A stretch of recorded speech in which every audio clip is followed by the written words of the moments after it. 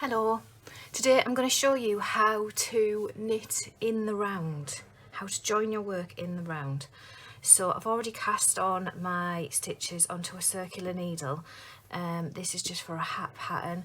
You're going to need a stitch marker and that's it, you're good to go. So cast on as normal, just cast on your stitches. I've got 44 stitches here on a size 10mm needle. That is US 15, and I'm going to make a hat. So one thing we need to make sure of is that all our stitches are the right way. So what that means is sometimes as you're casting on, stitches can be twisted around like this. Sometimes it's really not as noticeable as this is as well. This is making the needle twist as well, but sometimes that doesn't happen.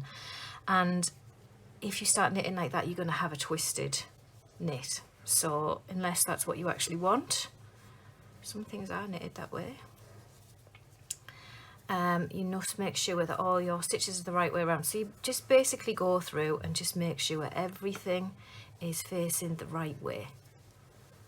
Okay, and then we're going to join it in the round. So first, if your first stitch is going to be knit, you need to make sure that your yarn is in the back. And then I go first with slip the last stitch that you cast on onto the left hand needle, and then slip the first stitch that you cast on over the top. Can be tricky, and onto the right hand needle, and that just locks things in place a little bit better.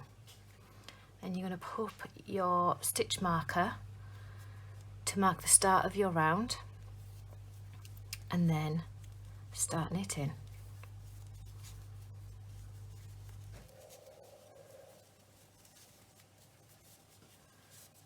This wool's really sticky. And that's it. You're now joined in the round. And you knit around, and when you get to the marker, slip the marker and carry on knitting. That's all you need to do. It's really simple, and it makes knitting so much easier without having to sew everything up at the end.